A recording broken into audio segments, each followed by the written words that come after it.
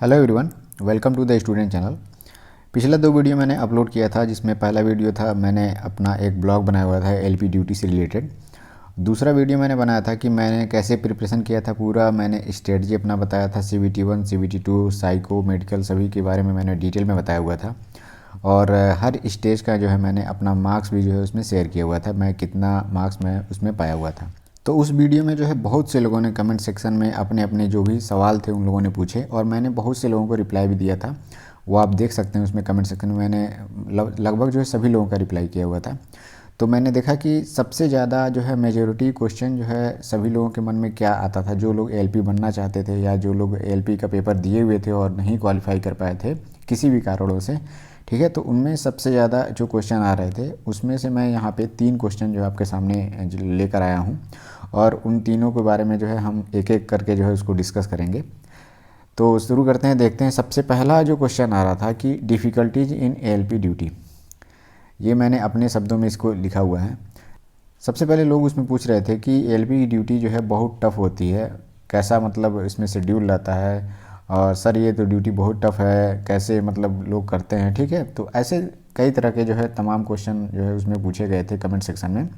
तो उन सभी क्वेश्चनों को मिला के जो है मुझे ये पता चला कि सबसे पहला जो सवाल बनता है वो है डिफ़िकल्टीज़ इन एलपी ड्यूटी, मतलब एलपी की ड्यूटी में क्या क्या कठिनाइयाँ हैं। क्योंकि अगर आप एलपी बनना चाहते हैं तो जाहिर सी बात है, सबसे पहली बात जो है आपके दिमाग में जो है यही आ रहा होगा कि ये जॉब प्रोफाइल कैसा है। सबसे पहले मैं बता दूं, हाँ इसमें जो है कि कठिनाइयाँ हैं, ये आसान ड्यूटी नहीं है, मतलब कि ये इंडियन रेलवे में बहुत ही टफेस्ट जॉब है एलपी की ड्यूटी। अब इसमें क्या क्या कठिनाइयाँ हैं मैं भी आपको एक्सप्लेन कर दे रहा हूँ। सबसे पहली बात जो है, ये ड्यूटी जो है उन लोगों के लिए थोड़ा सा आसान हो जाता है जो शादीशुदा है, मतलब जिनकी शादी हो चुकी है, तो उनके लिए ये आसान हो जाता है कि कभी भी अगर रात में या दिन में या कभी भी अगर ड्यूटी लगती है तो उनको जो है कि खाना बनाने में या फिर कोई भी सामान पैक करने में, ले जाने में, कपड़े धुलने में दिक्कत नहीं होती है, क्योंकि उनका सामान मतलब जो है पहले से पैक्ड रहता है। उनको थोड़ा सा ज़्यादा टेंशन लेने की ज़रूरत नहीं रहती है। लेकिन अगर जो लोग शादीशुदा नहीं है, मतलब जिनकी नई ज्वाइनिंग होती है, ठीक, तो उनके लिए क्या क्या मतलब डिफ़िकल्टी है। सबसे पहली बात जो है कि उनको खाना खुद से बनाना पड़ता है, या फिर चाहे तो वो मेड भी रख सकते हैं खाना बनाने के लिए। लेकिन मेड रखने के क्या नुकसान है, देखिए मेड जो भी खाना बनाने आएगी, ठीक है, तो वो सुबह में या फिर शाम में आएगी, ठीक। तो लेकिन आपकी ड्यूटी का शेड्यूल तो फिक्स नहीं है कि आपको सुबह जाना है या फिर शाम को जाना है। आपको रात के 12 बजे, सुबह भोर में 3 बजे भी ड्यूटी लग सकता है, तो उस समय तो खाना बनाने के लिए कोई मेड तो आएगी नहीं, ठीक। तो आपको कुछ ना कुछ तो खाना खुद से ही बनाना पड़ेगा, क्योंकि शेड्यूल इसका फिक्स नहीं है। तो ये डिफ़िकल्टी, सबसे पहले डिफ़िकल्टी आ गई, मतलब जो है कि फूड पैकिंग करने के लिए जो डिफ़िकल्टी है। फिर दूसरा क्या है, अगर आपका मतलब क्वार्टर चाहे जो भी है वो बहुत दूर है, तो आप रात में जाने में आपको दिक्कत होगी, मतलब स्टेशन तक जाने में, ठीक है। दूसरी डिफ़िकल्टी ये है। तीसरी डिफ़िकल्टी है टाइम पंक्चुअलिटी की। आप इसमें ज़रा सा भी लेट नहीं कर सकते आपको स्टेशन पहुंचने के लिए। आपको ड्यूटी ऑन जो है, आपको समय से 15 मिनट पहले ही ड्यूटी ऑन कर लेना है। जब भी आपको कॉल करके बुलाया जाएगा, जिस टाइम पर आपको दिया जाएगा कि मतलब उस टाइम आपको पहुंचना है, उसके 15 मिनट पहले ही आपको ड्यूटी ऑन करना पड़ेगा। आप इसमें लेट नहीं कर सकते, क्योंकि अगर आप लेट करेंगे तो ट्रेन लेट हो जाएगी, और ट्रेन लेट होगी तो आप पे बहुत सारे सवाल खड़े होंगे, आपको बहुत ऊपर तक आपको जवाब देना पड़ सकता है, ठीक है। आपको चार्जशीट भी मिल सकती है इसमें। तो अगर धूप है, ठंडी पड़ रही है, या फिर बारिश भी हो रही है, कोई भी डिफ़िकल्टीज़ है, आपको समय से पहुंचना है। कितनी भी ज़ोर से बारिश हो रही हो, आपको जो है रात में, दिन में, जब भी आपको बुलाया जाएगा, 2 घंटे पहले आपको कॉल किया जाता है, तो आपको समय से इसमें पहुंचना है। ये इसमें टफ़ है। तीसरा टफ़ मैं आपको बता दिया। चौथी बात क्या है कि जब भी आप ड्यूटी करते रहते हैं, ठीक है, तो जब आप रनिंग के टाइम में हैं, तो उस समय कभी कभी क्या होता है कि सिग्नल मतलब लाल रहता है, तो आपको स्टेशन से बहुत दूर भी गाड़ी खड़ी हो जाती है। कभी कभी ब्लॉक सेक्शन में कोई गड़बड़ी आ जाती है, तब भी आपको गाड़ी जो है रात में, दिन में, कभी भी, अगर बारिश हो गई, बारिश हो रही है बहुत तेज़ से, तो अगर कोई भी ट्रेन में कोई भी पार्ट्स अगर ख़राब हो जाता है या फिर कुछ भी डिफ़िकल्टी आती है, तो आपको नीचे भीगते हुए जाना है और उसको सही करना है, कम समय में उसको सही करना है। जो भी आपको कार्रवाई करनी है उसको एट रैंडम तुरंत आपको करना है। तो ये टफ़ भी है उसमें, आप ये टफ़ काम है आपको। अगर मान लीजिए इन्वायरमेंट सही है तो ठीक है, चल जाता है। लेकिन अगर मान लीजिए डिफ़िकल्ट है, बारिश बहुत तेज़ से हो रही है और आपको जाना है, तो ज़ाहिर सी बात है, जाने छाता आप नहीं ले जा सकते, क्योंकि छाता अगर आप ले जाते हैं तो उसमें जो ऊपर सबसे ऊपर जो OHE रहता है, जो जिसमें करंट रहती है 25 kV का 25,000 वोल्ट, तो उससे अर्थिंग पकड़ सकता है, आपको शॉक लग सकता है। ठीक है, तो आप छाता भी नहीं ले आ सकते हैं। रेनकोट आप पहन सकते हैं। तो ये डिफ़िकल्टी है रनिंग के टाइम में। फिर उसके बाद से और डिफ़िकल्टी है रनिंग में क्या है, कभी भी क्या होता है कि ट्रेन बहुत स्पीड से चलती रहती है, तो उस समय कोई भी कैटल, जैसे मान लीजिए कोई जानवर आके टकरा गया आगे, कोई गाय चाहे कोई भी जानवर, तो छोटा जानवर अगर टकरा जाता है तो उतनी बड़ी बात नहीं होती है, लेकिन अगर कोई बड़ा जानवर टकरा जाता है तो आपको ट्रेन रोक करके देखना होता है कि कोई पार्ट जो है ट्रेन से मतलब टूट तो नहीं गया है। ठीक है, अगर मतलब काफ़ी गंभीर रूप से अगर वो टकरा गया है तो हो सकता है कुछ बॉडी पार्ट उसका जो है आपको इंजन के नीचे मिले। ठीक है, तो वो भी आपको थोड़ा सा मतलब आपको मजबूत रहना पड़ेगा ये सब चीज़ देखने के लिए। ये मैंने कह रहा हूँ कि ये डेली ऐसा कुछ होता है, मेरे साथ तो अभी तक नहीं हुआ, लेकिन कभी ना कभी तो आपको इसका मतलब सामना करना पड़ सकता है। ठीक है, तो अगर आप थोड़ा सा कमज़ोर दिल के हैं तो ये थोड़ा सा सिचुएशन आपके लिए थोड़ा सा टफ हो जाता है। ठीक, और भी बहुत सी इसमें डिफ़िकल्टीज़ है जॉब मतलब जब आप जॉब करेंगे तो। लेकिन सोचिए मतलब इन सभी डिफ़िकल्टीज़ के अलावा अगर खाना बनाने की दिक्कत है या फिर समय से जाने की दिक्कत है, जो भी है, 12-12 घंटे ड्यूटी करने का आपका मतलब शेड्यूल रहता है। कभी कभी 12-12 घंटे आपको ट्रेन में बैठना पड़ जाता है। कभी कभी मतलब आपकी नींद पूरी नहीं रहती है, आप ट्रेन में चला रहे हैं तब भी आपको हो सकता है नींद आए। जाहिर सी बात है, नींद आती है, सबको नींद आएगी। रात में अगर आपको ड्यूटी कराई जाएगी 12 घंटे, अगर ट्रेन रहेगी तो नींद तो जाहिर सी बात आएगी, लेकिन उसमें आपको सोना नहीं, आपको मतलब जगे रहना है। तो ये भी तो टफनेस हुआ, मतलब ये भी तो कठिन काम है कि आपको नींद आ रही है बहुत ज़ोर से लेकिन आप सो नहीं सकते। लेकिन सोचिए मतलब इन सभी कठिनाइयों के बावजूद भी अगर मैं आपसे पूछूं कि क्या ये सभी कठिनाइयां जो हैं आपके बेरोज़गार रहने से भी टफ़ है क्या? ठीक है, अगर ये लगता है कि मतलब ये सभी कठिनाइयाँ जो हैं आपके बेरोज़गार रहने से टफ़ हैं, तो आप मतलब ये इसकी प्रिपरेशन ना करिए। क्यों? क्योंकि अगर आप ज़ाहिर सी बात है आप बेरोज़गार रहना पसंद नहीं करेंगे। जो भी आसपास का माहौल है आप देख रहे हैं, मतलब बेरोज़गारी का मतलब कितना बड़ा जो है कि अनएम्प्लॉयमेंट जो है इंडिया में है। तो आपको ये अगर ये जॉब मिल रही है तो कुछ ना कुछ तो आपको करना पड़ेगा। ठीक, तो इस चक्कर में मत पड़िए कि डिफ़िकल्ट है जॉब या ऐसा कुछ है। अगर आपकी क्वालिफ़िकेशन है, अगर आप बनना चाहते हैं तो तैयारी करिए। और सभी लोग कर रहे हैं जॉब, हम भी कर रहे हैं, बहुत से लोग हैं जो LP की जॉब कर रहे हैं, सैलरी भी अच्छी खासी मिलती है। तो आपको इसकी डिफ़िकल्टीज़ के बारे में नहीं सोचना चाहिए। ठीक है, गर्मी पड़ती है तो इंजन बहुत ज़्यादा हीट हो जाता है, तो कभी सभी इंजन में जो है AC नहीं लगा हुआ है, लेकिन उसी में जो है सब लोग मतलब काम कर रहे हैं और उसी में चलता रहता है। धीरे धीरे इंजन अब मॉडिफाइड हो रहे हैं, AC लग रहे हैं। मैंने आपको दिखाया भी था पिछला वीडियो में, जो इंजन दिखाया था उसमें एयर कंडीशन लगा हुआ था, तो उसमें काम करना बहुत ही आसान है और बहुत आरामदायक भी है। ठीक है, तो कुल मिलाकर के जितनी भी कठिनाइयाँ अगर इस जॉब में मैंने आपको बताया उससे ज़्यादा भी हो सकती हैं, इसमें कठिनाइयाँ आपको पड़ सकती हैं। कई लोग को मतलब ज़्यादा देर तक हो सकता है सीट पे 12-12 घंटे बैठने में भी दिक्कत हो सकती है। ठीक, तो बहुत सी दिक्कत है। लेकिन सोचिए मतलब जो लोग जॉब नहीं पाए, मैं ये नहीं कह रहा हूँ कि जो लोग BTech किए हुए हैं या डिप्लोमा किए हुए हैं उन्हीं को जॉब मतलब पाने की मतलब ज़्यादा ज़रूरत है उन्हीं को। देखिए सभी को जॉब की ज़रूरत है, जो ITI किया हुआ है, चाहे डिप्लोमा किया हुआ है, चाहे कोई भी डिग्री लिया हुआ है, चाहे BTech किया हुआ है। ऐसा मैं नहीं कह रहा हूँ कि BTech जिन्होंने किया हुआ है बहुत ज़्यादा पैसे लगा के उन्होंने डिग्री लिया हुआ है या फिर इंजीनियरिंग किया हुआ है तो उनको ज़्यादा ज़रूरत है जॉब की, ऐसा कुछ नहीं है।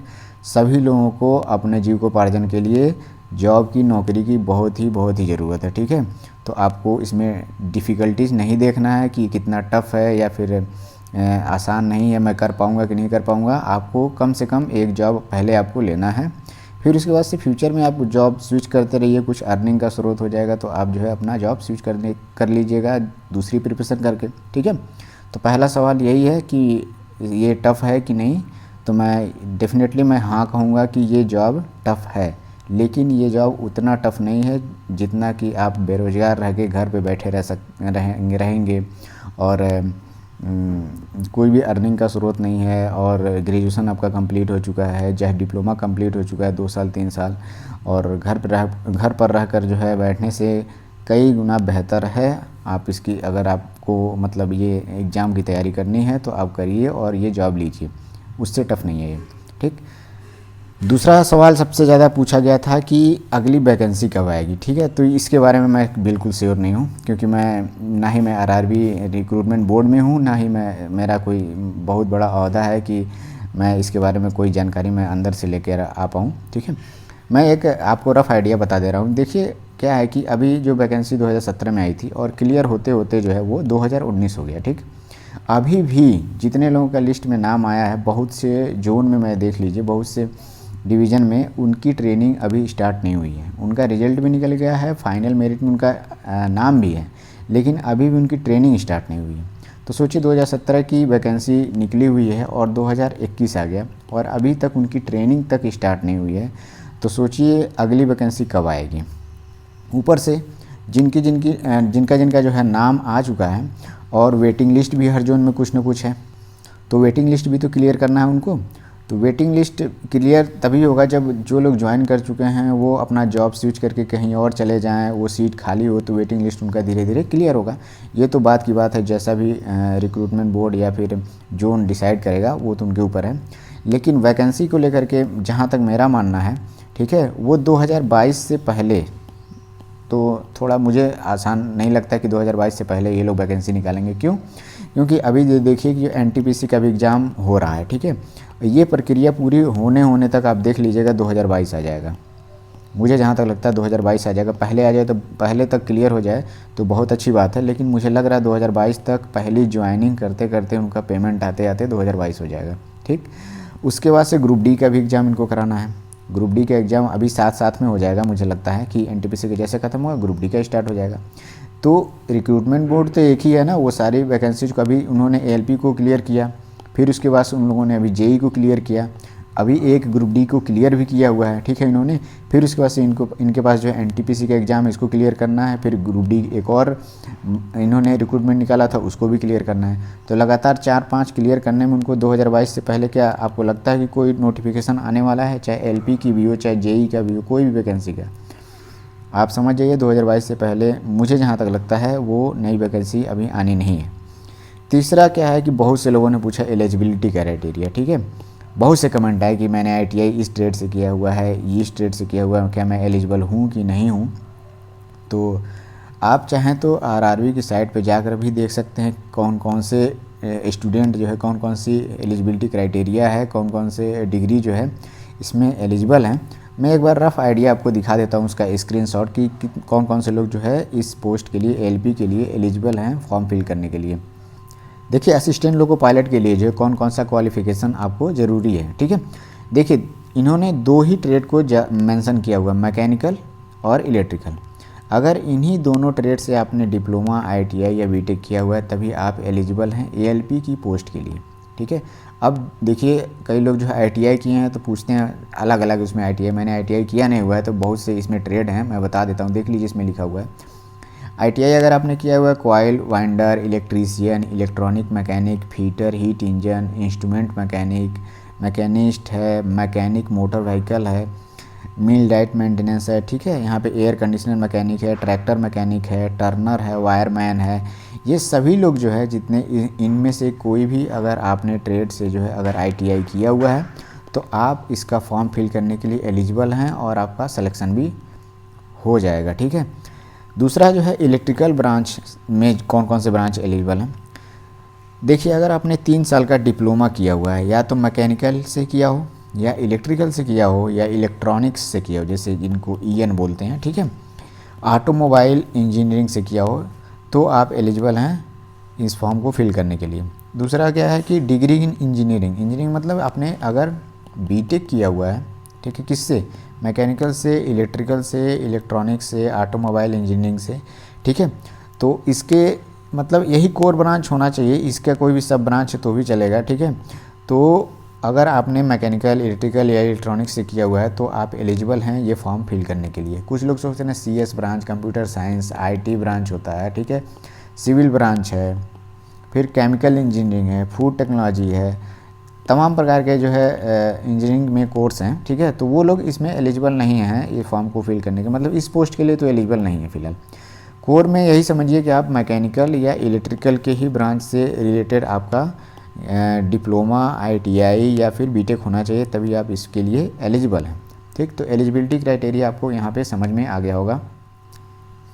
नेक्स्ट जो है सबसे इंपॉर्टेंट क्वेश्चन और भी कमेंट सेक्शन में पूछा जा रहा था कि जो लोग तैयारी कर रहे हैं, ठीक है, या फिर तैयारी करना चाहते हैं LP के लिए, तो वो कौन कौन सी बुक से प्रिपरेशन करें। ठीक है, कौन कौन सी बुक्स इंपॉर्टेंट है, कौन सा टेस्ट सीरीज जो है ज्वाइन करें, या फिर टेस्ट सीरीज मतलब क्या क्या आपको रिक्वायरमेंट है पढ़ने के लिए, बुक्स की रिक्वायरमेंट, टेस्ट सीरीज का, या फिर पार्ट बी के लिए क्या क्या पढ़ें, मतलब टेक्निकल का जो पोर्शन है जो क्वालिफाइंग नेचर का होता है, CBT 1 के लिए क्या पढ़ें, CBT 2 के लिए क्या पढ़ें, साइंस के पोर्शन के लिए क्या क्या पढ़ें। तो ये अपने आप में एक पूरा एक वीडियो का मतलब इसमें इसको इंक्लूड करना मैं नहीं चाहता था, उसके लिए मैं एक अलग वीडियो बना रहा हूँ। ठीक है, उसमें मैं पूरा डिटेल में बताऊँगा, अगला वीडियो उसी से रिलेटेड होगा। बुक्स कौन कौन सी आपको पढ़नी चाहिए, और पार्ट बी के लिए कौन कौन सा पोर्शन आप ध्यान से पढ़ें, CBT 1 कैसे मतलब आसानी से क्लियर करना। बहुत ही टफ एग्ज़ाम नहीं था CBT 1, और बहुत ज़्यादा कट ऑफ भी नहीं था, तो भी बहुत लोग क्लियर नहीं कर पाए। पार्ट बी के लिए कौन कौन सा जो है कि आपको किस किस बात पे फोकस करना चाहिए पार्ट बी के क्लियर करने के लिए, CBT 2 कितना टफ है कितना नहीं, उन सब चीज़ों के बारे में मैं अगले वीडियो में बात करूँगा। बाकी जो भी अगर आपको डाउट हो तो आप द स्टूडेंट के जो है इंस्टाग्राम ID पे मैसेज कर सकते हैं, जिसका लिंक मैं डिस्क्रिप्शन में दे रहा हूँ, या फिर इंस्टाग्राम पे अगर आप जाके thestudent.study अगर लिख के सर्च करेंगे तो इसका जो है पेज आ जाएगा, मेरा जो भी द स्टूडेंट का पेज है, वहाँ पे आप जाएँ तो मैसेज कर सकते हैं। कमेंट सेक्शन में जो भी आपका सवाल हो आप पूछ सकते हैं, मैं डेफिनेटली सबको रिप्लाई देता हूँ। जो भी मैंने 2 वीडियो बनाया हुआ उससे रिलेटेड लोगों ने मैसेज किया हुआ था, बहुत द स्टूडेंट पे मैसेज किया हुआ था, मैंने सबको जो है कि रिप्लाई दिया हुआ है कि क्या क्या उनको करना चाहिए, जो भी उनका डाउट था मैंने रिप्लाई दिया हुआ, संभवतः सभी लोगों को रिप्लाई दिया हुआ है। तो आप लोग वहाँ पे मैसेज कर सकते हैं, और जो बुक से रिलेटेड वीडियो है वो अगला पार्ट मैं बुक से रिलेटेड वीडियो बनाऊँगा। तो तीनों क्वेश्चन से रिलेटेड जो भी डाउट था आपका क्लियर हो गया होगा। आप लोग पढ़ते रहिए, और अगली वैकेंसी आने तक जो है अपने आप को एकदम तैयार कर लीजिए कि जो है कि नेक्स्ट वैकेंसी में आपको सिलेक्शन लेना ही लेना है। थैंक यू दोस्तों, ऑल द बेस्ट।